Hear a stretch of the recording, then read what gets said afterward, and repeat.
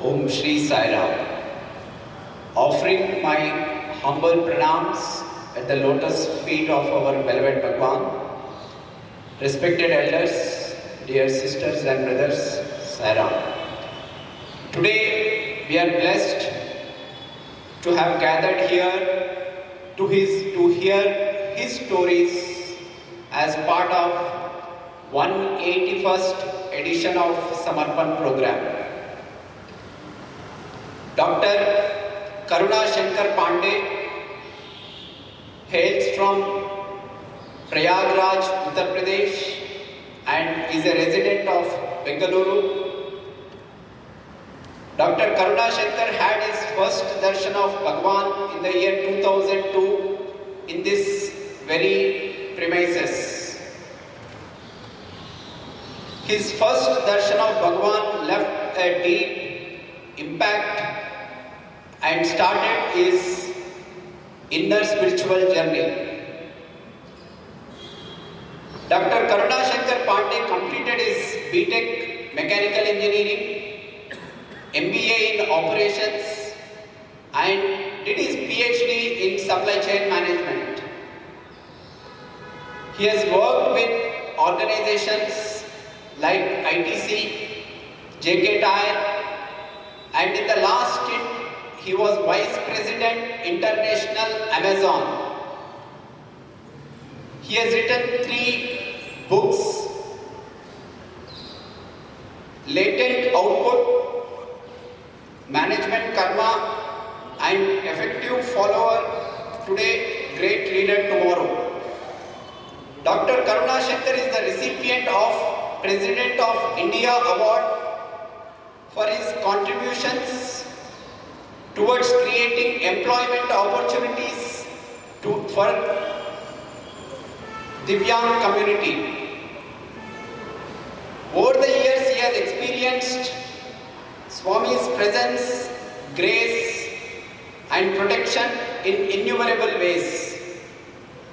Most profoundly, during his prolonged battle with multiple myeloma. This has transformed into a blessed opportunity to experience deep divine proximity. He believes the greatest miracle is the transformation of human heart. I now request Dr. Karuna Shankar to share his experiences with us. Dr. Karuna Shankar.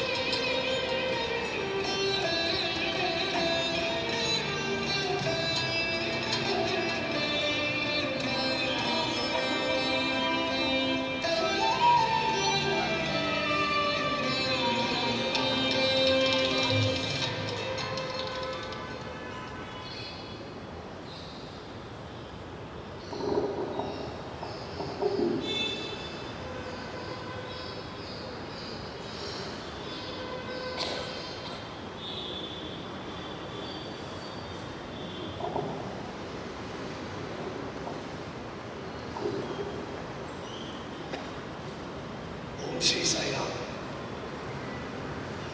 my most humble pranams at the divine lotus feet of our beloved Swami, our loving Sai Ma. Revered elders, brothers and sisters, I am deeply humbled have this opportunity to come and talk about glorious Swami, how I have experienced in my life. And I want to thank the organizers for giving me this opportunity. While I am humble, I am in equal parts quite embarrassed also to stand here and talk from a podium or stage. I would have watched at least 40-50 of Samarpan episodes. My wife would have watched about 400-500, and you must be wondering, when this is only 180 episodes have happened, how come she has seen 400-500? Well, she has seen a couple of episodes, many of them, multiple times. And therefore, I mean, hearing from luminaries who have really experienced Swami so closely, being in the vicinity of Swami, and really people whom I have heard, admired, and experienced Swami. It's truly humbling, as I said, at the same time, a bit embarrassing as well. But anyway, two striking things when I stand here today. First, I was introduced to Swami, or should I say, Swami came into my life or in my conscious self because of an introduction by a Sai student, and Samarpan as a program is managed by Sai students, so I'll talk a little bit more about it. And the second thing, like Brother Shankar said, my first very darshan of Swami happened in this hall in 2002. I had moved to Bangalore in 2002. I was taking over factory of PepsiCo. It was a little difficult plant. It had had a serious industrial unrest where even managers were actually manhandled on the floor. And you can well imagine that a plant of that scenario, generally the morale is down, people are guarded, don't talk openly. So I was finding very difficult to understand actually what's the past, what is the problem, and how am I going to navigate this. But in all the meetings and conversations, I saw that there was one particular manager. He used to speak his heart. He was upfront, he was very humble, always helpful, always considerate about others, very knowledgeable, but humble, and he looked a bit different from others. And I slowly started actually enjoying talking to him beyond work as well. And then we started talking about our personal lives. And that is where he started speaking about Swami. The Sai student's name is Sri Gopal. He's in Singapore now for about 6-7 years. He's an alumnus of Sri Sathya Sai Institutions of Higher Learning, Prashanthi Nilyam. And he used to tell endless miracles of Swami, about Swami, how he experienced Swami, how he had heard about Swami from others. And it became so interesting for me. For those of you who know geography of Bangalore, I was staying in a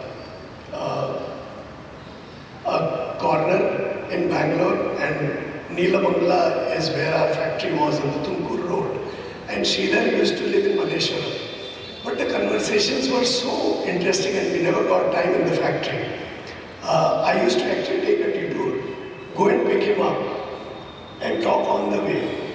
It used to be so fulfilling, and I must be honest, I also used to think partly whether it is true what he's saying, but it was interesting, so I wanted to know more and more.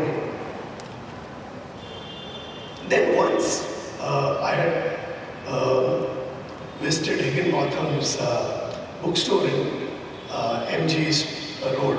For those of you who have gone, it's a large store. And generally I like to read at least a couple of books in the month.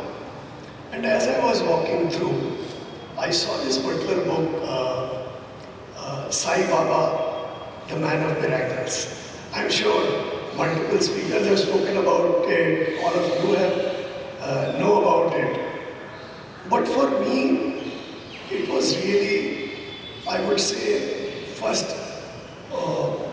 authentic, I would say, experience which someone has written and shared.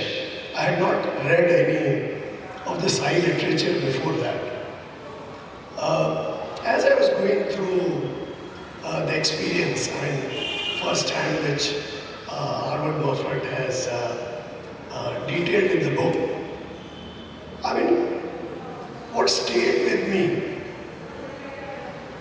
was how his own transition, should I say, happened from scientific doubt. He actually almost came thinking this is not true and let me figure out how it is. But then how it changed into a deep spiritual conviction. And we all know that he spent the rest of his life with Swami. And then an urge happened to me. I mean, one read of the book, one could clearly understand that there is much more than what I have heard. There is much more than what I have read. And that is where in April 2002 is when I came to Sai Ramesh Hall. I thought I was in time, but the hall was already chock-a-block by that time. I got seat somewhere in the back, and our brother Sevadal will make you immediately sit there, right? So I sat down, and Vedam was going on. I mean, the atmosphere looked altogether different. I had gone to spiritual places before that, but it was something different here, right? The atmosphere was different. The Vedam chanting in unison was something, it felt different. That's all I can say at this stage. And then I saw that the necks were going up, and I wondered what's happening because I didn't know what the sequence of things, what happens. And I saw people are looking towards the right side. And I couldn't understand what is there. As I said, I was at the back. I was also trying to see that side. I couldn't see anything. And the first glimpse of Swami I had perhaps when he had already walked into the hall. And Swami has his own ways of connecting with devotees. Swami was walking, and to me it appeared like, is he walking, is he floating, is he really flying, or what's... it was such a gentle, slow movement. And Swami was perhaps halfway down. And I was just following Swami in the hall as he moved. And his one look at me, I can't forget it till now. It seemed that Swami has looked to me. I think every devotee thinks that Swami has looked to him. That's the beauty of our Swami, right? But to me, of course, that was the first instance, and I just couldn't take my eyes off Swami when he was walking. That magnetic pull, it was so instantaneous, it was so powerful and life-changing for me. And rest is history that I have visited so many times Prashanti Nilayam with my family, and I've come here as well. Well, although I say that was the first darshan of Swami, I now believe when I stand here, I think Swami has been in my life many, many births. It is just that in my conscious self, that's all that I remember. I remember April 2002, I remember Swami seeing me, I remember that magnetic pull. But as things unfolded, I am absolutely certain that Swami has been with me in many, many of my births. Initially I was saying I'm embarrassed also to be here because my association with Swami has largely been through darshan that I've visited, the prayers that I have done endlessly and so many times that I've talked more about it. His teachings, so simple, so profound. I mean, actually you don't need to read a lot of literature to understand Swami's teaching, and to follow even 1% of it, you have to take many births. Because the moment you think that you have reached somewhere, Swami has his own way of telling that you are still far away. He'll show you another way of doing those things better, another thing that you are missing in your life. And my own personal experiences, right? Like how Swami has responded to us as a family. But I have not had any one-on-one conversation or any interview with Swami. I'm sure a lot of you who are sitting here would have had that opportunity, and I really salute each one of you for that opportunity that you have. Somewhere I feel also, oh my God, why I didn't get that. But when Swami entered my life, I think he changed the way I think. So he transformed my mind, my heart, how I experience other people, and my soul. The very fact that I am standing here is a life given by Swami. I mean, how merciful our Lord is. How much of grace He has showered on me. I think even if I have taken half a step forward, I feel fortunate that at least whatever Swami has helped me, I've been at least able to orient myself in the right direction. That slowly led to my own transformation in the way I look at society, the way I look at community, and how I really interact with them. This obviously extended to the family. My wife, when I say I am at 0.1 step, I think she is certainly ahead of me in terms of how she experiences other people, how she experiences what service is and is able to do. So the transformation didn't happen only for me, it happened for my wife, it happened for my children. And soon, of course, the whole atmosphere changes. The good mornings get replaced by Sai Ram. And then soon, Swami's chair came in the home. And obviously when Swami's chair is at home,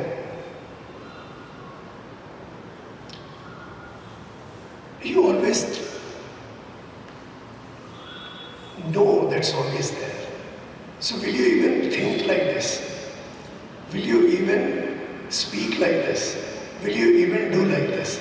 And that's a solid break that happens. And it always changes you to what is the right thing to do.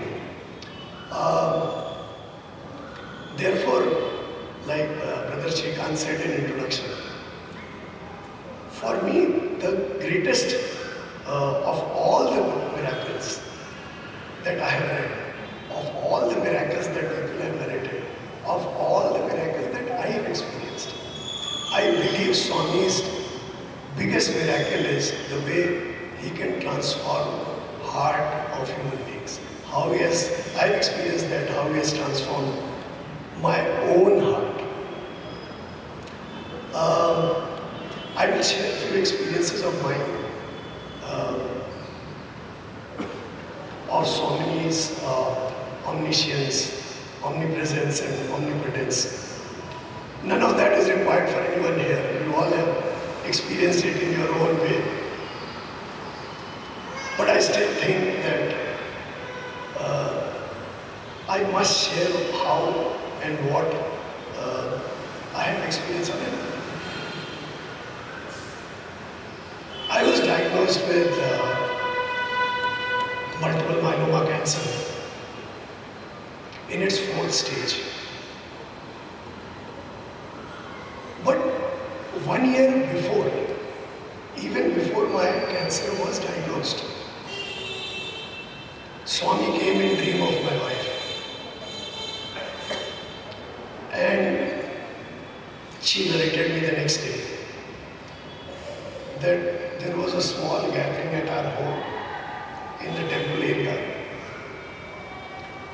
And Swami was materializing and giving vibhuti to everybody. So when my wife put her hand to take the vibhuti, Swami in Hindi said, अभी तो तुम्हारी बहुत problem दूर करनी है. To translate, I have to solve a lot of your problems. And we were thinking, I mean, what are those problems? Usually we have growing children, aging parent, so you think something related with that. It's only 1 year later that we came to know that what a divine assurance Swami has given me 1 year before. Even I knew, even before doctors knew, and before body knew. Of course Swami knew, but more than that, he has come and given that divine assurance that I will be with you. And as I said, when I stand here, I know I am standing only because of Swami.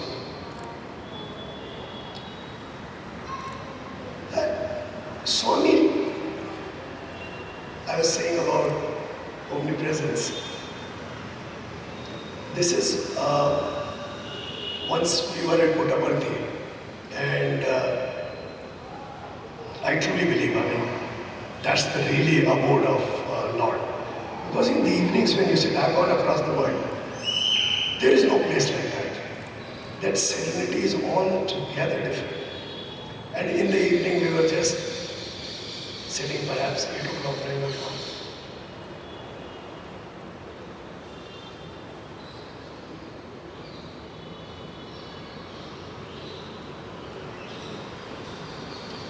And I just was telling my wife, hey, how good it will be, how wonderful it will be if I get opportunity to contribute something in Swami's institutes.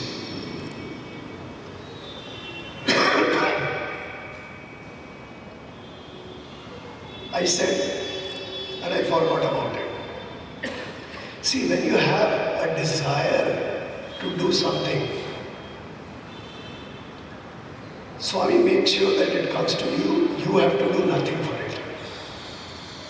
I was traveling from Delhi to Hyderabad, and next to me, a Sai brother was sitting. He was actually listening something and I couldn't understand. When I opened my mobile, he saw the screensaver of Swami. So we started talking.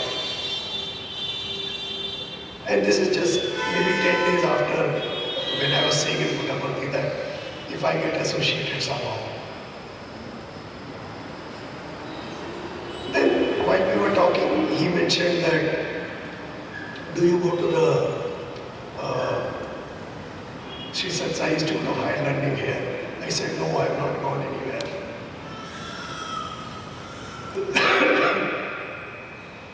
Then he actually introduced to me and gave number of Mr. Desai, and of course he's merged with Swami now during COVID. And he said, why don't you talk to him? And why don't you go to the institute? I said, okay. I interacted with Brother Ruchir, And he said, why don't you come for guest lectures? That is how I started coming to the institute.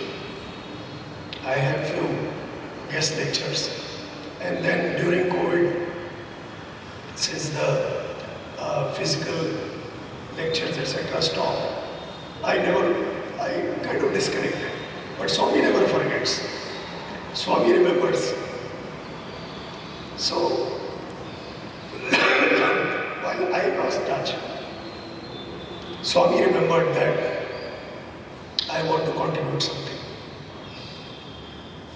I was doing a TED talk. In the audience, there was a Sai brother. During lunchtime, he came and he said, "Do you know Simon Warsa?" I said, "No, I don't know." So he's the director there. We have actually studied together. So I said, "Yeah, I always wanted to get associated with the institute, but somehow I've been missing link and it's on me." And then I got in touch with Simon Warsa, and that is how I got one more opportunity to teach to the MBA final year students advanced supply chain management.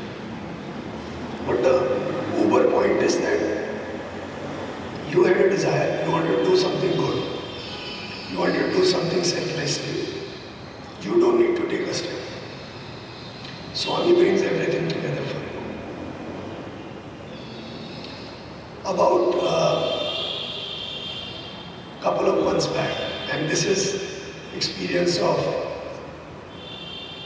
how when Swami does not answer your prayers also, he has done something much more profound, something much more important for you which you don't know. So, my son was traveling from Bangalore to Sao Paulo in Brazil. It's 2 months back, via Paris. And that time the two governments, France and India, had signed. The transit visa is not required. So he went to the airport.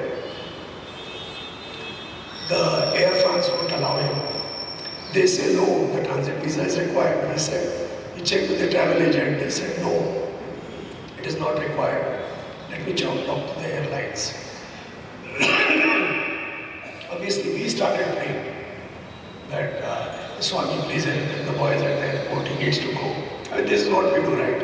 Instantly start praying to Swami. He went to the Swami and started praying. But he could not catch the flight and he was off board. And then we fight with Swami also, right? And we said, Swami, what is this? We prayed so much. The boy was at the airport. You have not helped.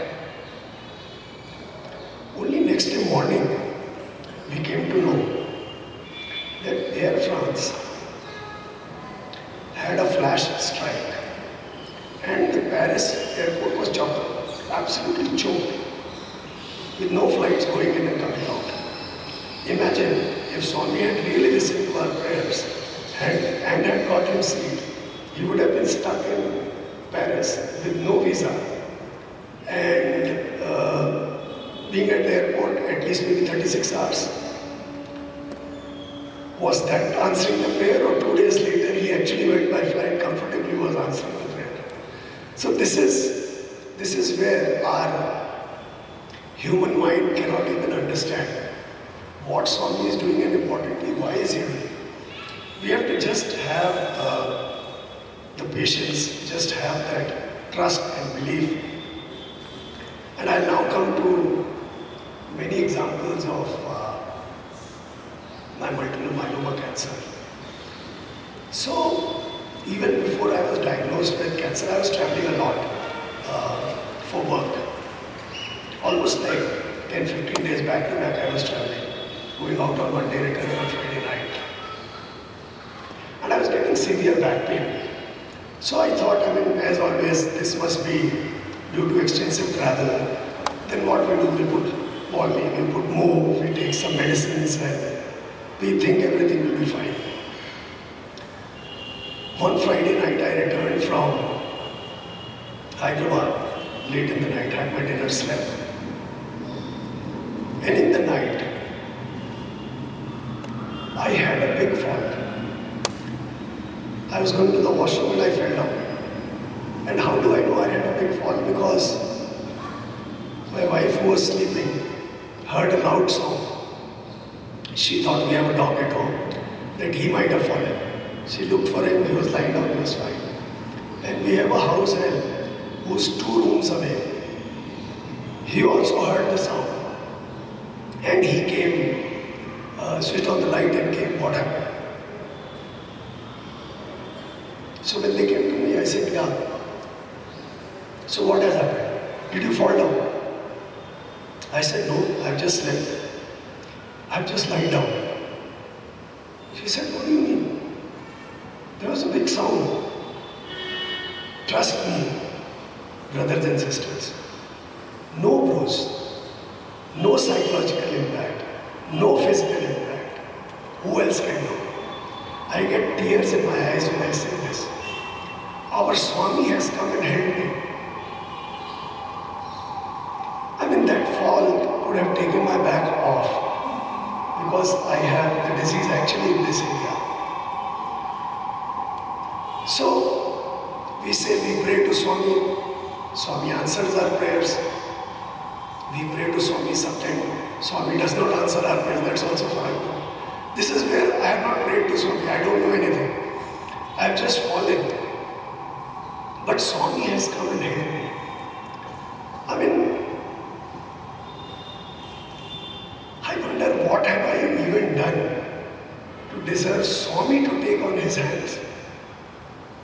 I mean, if the sound is so loud, I still feel that the Swami must have heard you, right? But that's our Saima. When the diagnosis started, I was to go for an MRI. Now that was first MRI of my life. For any one of you who have done MRI, you know it's not a pleasant experience first time when you do. I went and there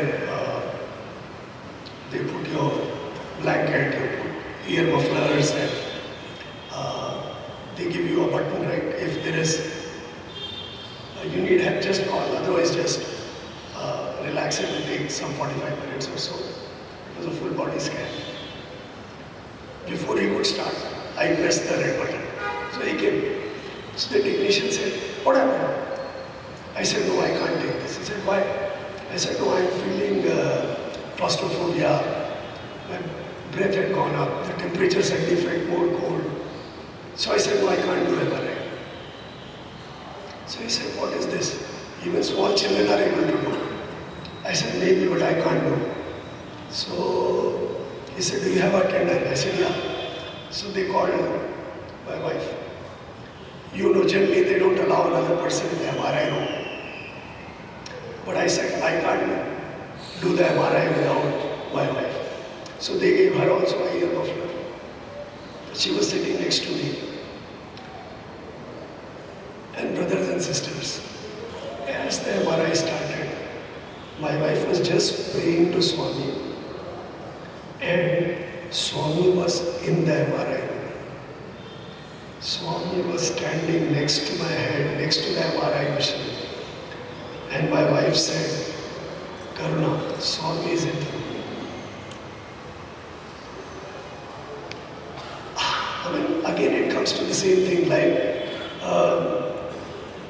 when you are afraid, when you are struggling, and when you are fearful, Swami physically came in the room, right? Neelam saw. And actually as the MRI was going on, she was doing Sai Ram, Sai Ram, Sai Ram, and then she said, hey, Swami is in the room. About 2-3 days later, I had to go for a PET CT scan. Now obviously in a PET CT scan they use radioactive material, right? So no way I could have said, hey, I want Neelam in the room.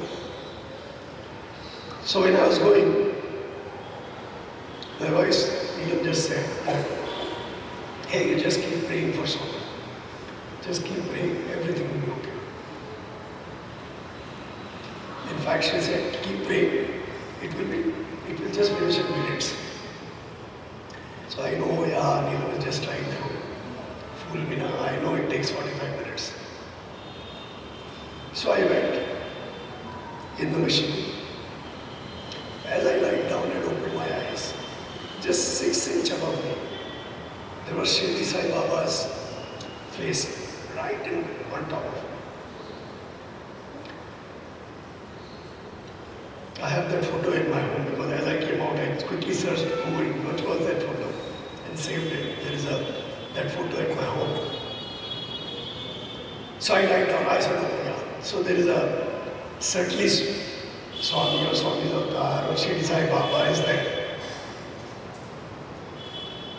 I was lying down. The technician came and said, the scan is over.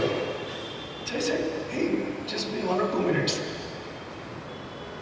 He said, no sir, actually we took longer because we had to take an image again. Actually instead of 35 minutes, we have taken 45 minutes. Oh, see, when Neelam said it will be 1 or 2 minutes, how Swami has made me that actually I thought it is 1 or 2 minutes. I'm genuinely saying that for me it was like I just lie down and got up. So hours and minutes and seconds is nothing for Swami. Hours can go in minutes. Minutes can be years also. Once I was undergoing a chemotherapy and my main problem is actually in the back. That is where the big problem is. So I was lying down and Neelam is always there with me. So we were just talking. I had the urge to go to washroom, and typically when you have to go to washroom, the nurse will come and she'll remove it and you can actually walk and come back and it will start again. So as she removed, I'm not able to get up from the bed. It was paining so much. When I lied down, I was fine. I actually walked into the daycare. I was fine for chemotherapy, but I couldn't get up from the bed. So I told nurse, I'm not able to get up. She said, okay, I'll raise the bed. So as she tried, I just yelled, no, my back will break if you do. It became very severe. So she tried a lot and it didn't happen. Then she called 3 more male nurses that let's try to lift him from the bed. They actually tried to lift him. I said, no, I can't, this back will break. It was getting really difficult for me. And you have that inkling, right? That the pain is very heavy, that it's at a break point. So they tried a lot. The nurses went. They said, okay, we'll go and tell the doctor. Maybe he'll give you some painkiller or something, injection, so that you can get up. Neelam took out Swami's vibhuti. She has just put little bit on my tongue, little bit on my back. I got up, walked to the bathroom. When I was coming back, those nurses, I still can't forget, they were on the nurse station and they're just looking at me. What happened? I mean, 5 minutes back the gentleman was saying he can't get up and even we can't lift, even the bed cannot go up. That is the power of vibhuti. It is medicine of medicine. There is no painkiller in the world which can beat that. With the faith, with the trust, you take vibhuti, it instantly, which no medicine can also do, gives you that relief. In fact, I have used vibhuti a lot in this 7 years really troubled Swami a lot.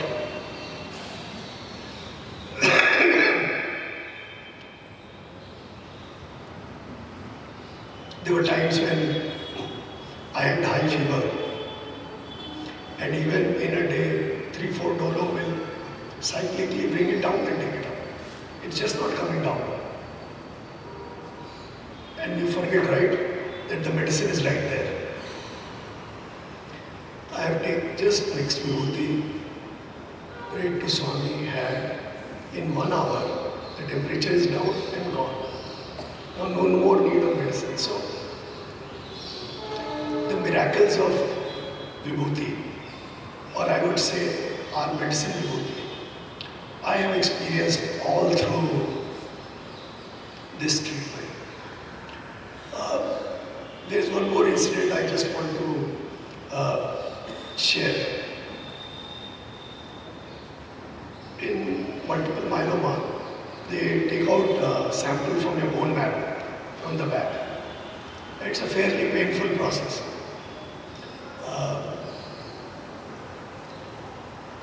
For the first time, of course, you don't know, so you are there, and obviously you can't be under general anesthesia.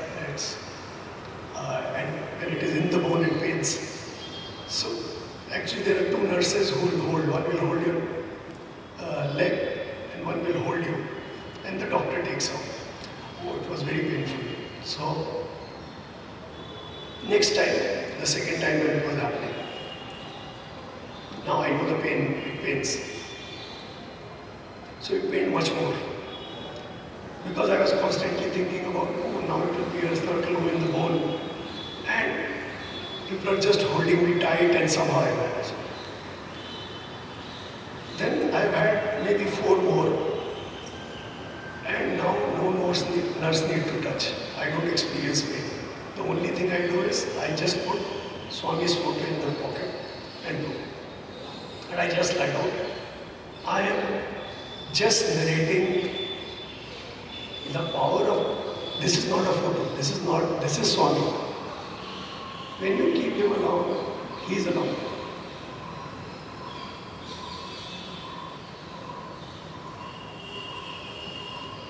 My 3rd relapse, by the way, I have had 3 relapses. When my 3rd relapse of multiple myeloma happened in June 2024, at that time there was no treatment of 3rd relapse of myeloma. So imagine you are sitting and the doctor says, there is no treatment now. So you say, so what? He said, no, it's not there anywhere in the world also. You would know untreated cancer only multiplies, and multiplies very fast. Right? It's a geometric progression that happens in the disease. I was getting severe pain, and the only way doctors could manage was through radiation. So I got radiation on my back, I got radiation on my ribs, but the cancer was progressing. My hemoglobin dropped to 5, my platelet dropped to 20. When I was sneezing, blood was coming. It was, I would say, a hopeless situation. But with Swami, there is nothing called hopeless situation. Swami held me for 1 full year. Well, eventually, the medicine for this 3rd relapse came only in August 2025, exactly 13 months later. And in between, Swami and only Swami has helped me. Swami is ahead of all the science. Swami knows how long and how he has to hold his devotee.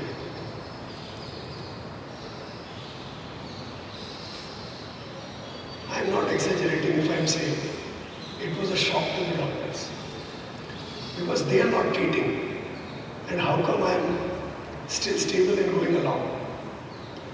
And of course, the doctors were joyous when the medicine came. I have been taking that medicine from December. I am standing there here. I am cancer free, and this is Swami. I mean, so many instances actually to relate. But I would just like to probably touch upon one thing. Like I said, Swami transforms the heart. But he transforms and makes you into his instrument. How Swami changed my heart towards community. So at Amazon, I mean, when you have this kind of a disease and for that long, it's difficult for people to even think about working. I worked for full 7 years. I only left in February 26. During this period, I got promoted also to Vice President. Not me, Swami has done it. And outside, I mean, it's a large portfolio. I was at 10,000 people reporting, managers. And it's 350 cities where the operation is running. I also had community engagement and diversity, equity and inclusion as a portfolio that I was seeing at Amazon. And how Swami transformed my whole thinking about doing some deep work for community. Look what happens in big companies. I mean, these are important things, but this is not something that somebody puts a lot of energy as equal to what one puts in the business. But since the transformation was internal, you could connect with the society, you had an opportunity. So there was two things that I was able to do at scale, which Swami made me do. One was in terms of menstrual hygiene, a program that I could scale into 130 villages. And it's a very big program where it's all run by women. The sanitary pads are made by women. The advocates of that are women. They go in villages and make it availability, because it was at one stage a problem of education. So there are almost like, and it's a statistic that 3/4 of the women folk in that age group do not even know what menstrual hygiene is, have not even heard what a pad is in village. And there I was able to put a program which is, the pads were made by women at half the cost of what is commercially available, make it available in the villages. So there were women who were running and earning some money out of it. There were women who were advocating and earning some money out of it. And there were women who were able to use it, which they never had the access to. So the other work which brother mentioned, which got recognized by President of India as well, was the work which we were able to scale for people with disabilities. Now, if some of you, or I'm sure most of you will know that people with disabilities as a group is something which they don't get much, even from their family. Even the family takes them as a burden. And at times it looks so odd to see. And I've seen it, so I'm saying that in the house, even the family members, when going out, they actually change them. I mean, that is where it moved me. And I've been able to do something where there is a global resource center, where people with disabilities are able to get vocational training. There are more than 1,000 corporates who are coming and hiring from there today. I know it is still a drop in the ocean, but that drop was only possible because of the profound transformation that Swami has brought in me. Even the big organizations with a lot of intent do not prioritize these things at this scale. It's a good to do thing which happens, right? So, actually there are countless instances of Swami's grace in the last 7 years during my cancer journey, and in fact on my entire family. I mean, maybe I'll talk about this one, I mean, just to take you outside the cancer, because there are countless things in it. My daughter was to move to Mumbai about an year back, as in joining her first job. And like the Gen Zs are, right? She wants to do everything herself. No dad, no mama, I don't want any support. I'll do it on my own. I'll figure out where to stay. I'll figure out how to manage my food. I'll figure out things on my own. Obviously, as parents, we are a bit concerned. We say, no, we can help you. No, I don't need. Okay. We prayed to Swami, be with this girl. Just guide her, get the right kind of accommodation. When she actually got the house and she entered, she opened the almirah. There is Swami's photo inside. So Swami is already there when you pray. He makes sure that you, your family, your known friends, everybody is protected. And there is this divine protection that I have experienced throughout.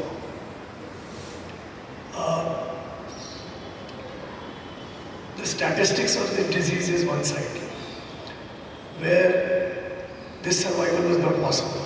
I can tell you that. With 3 relapses, this survival was not possible. This is only and only Swami who has done it. So as I said, I mean, there are countless instances. But even these experiences continue to transform me. I still think there is a lot that should be done. But I have a clear understanding of what is the meaning of life. What is its purpose? What really suffering is? What is the true nature of service? How you do it without ego? How you actually do without getting attached with what is being done? And what is truly meaning of surrender? I mean, when I was sneezing and blood was coming, my wife was only saying, "Don't worry, Swami is there." I mean, I have had 6 blood transfusions to still have a hemoglobin of 5. So disease was at very high rate. But that is where Swami was also there. I just want to pray on behalf of all of us here to Swami to continue to be in our lives, to continue to guide us, to be in our thoughts, to be in our words, to be in our actions. As I finish this talk, I'm just imagining Samarpan number 1381. Why I am saying 1381? Because that's exactly 100 years from today. Probably we'll have a Sai student like Brother Shankar came and he'll come and introduce the speaker. He wouldn't have seen Swami. His parents wouldn't have seen Swami. His teachers who have taught him wouldn't have seen Swami. And the speaker who would be speaking also perhaps wouldn't have seen Swami. His parents wouldn't have seen Swami. Right? But all of them will still be speaking the same language. How Swami has impacted them. How Swami has transformed them. How Swami has uplifted hearts of people and really made them purer. What is true meaning of love? What is true meaning of service? So in avatars or Swamis, true legacy is not in terms of how many people have actually saw him, but how many hearts he continues to transform. That's his legacy. And I think long after all of us are gone, Swami will still be transforming hearts. And that is the true legacy of our Swami. Jai Sai Ram.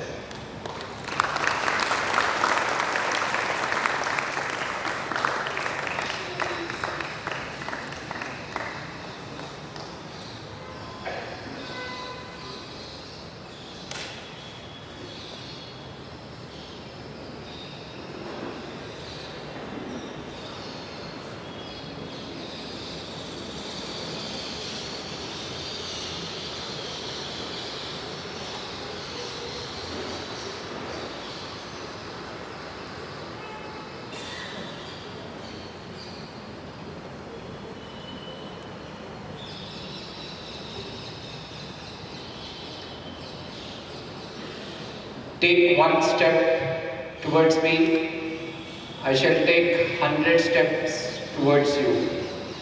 This is what Bhagawan always said. And today, Dr. Karuna Shankar sir has, through his experiences, have been able to show how he taking one step towards Bhagavan has actually transformed his entire life, not just himself but his family, and is able to impact the community as well through many activities that he narrated. In a way, I think this Samarpan session is a new step.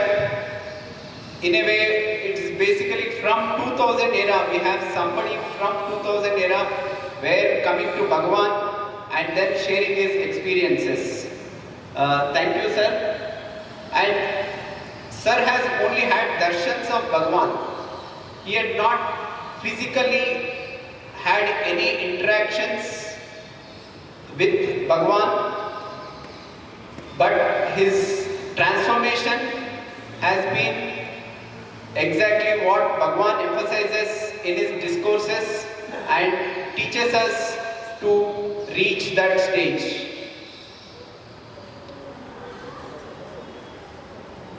Thank you, sir, for your time and for sharing your experiences. I thank Sri Sathya Sai Seva Organizations, Karnataka, Sri Sathya Sai Brindavan Management Committee, Sri Sathya Sai Institute of Higher Learning, Sri Sathya Sai Hostel and Ladies Committee. After this Mangala Harati, devotees can go around trying Pradakshina, after which we can partake Prasadam. The next Samarpan 182nd edition will be on 19th July by Sri Rajan Sood. I now request Sri Harish and Sri Mukesh to come over and present a memento and facilitate our guest speaker today.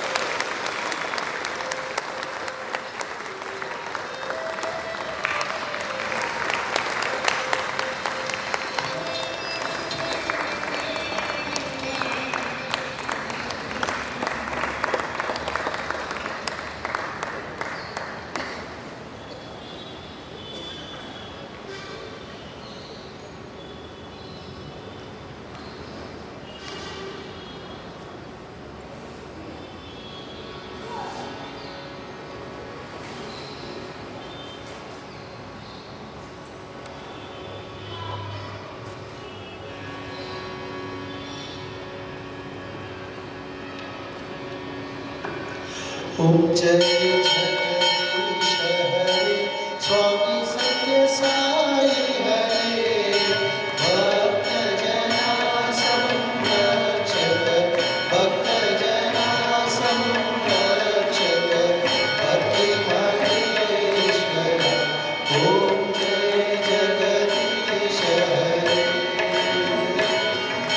शशिवदना श्रीकरा सर्वा प्राणपते स्वामी सर्वा प्राणपते आशित कल्पललिता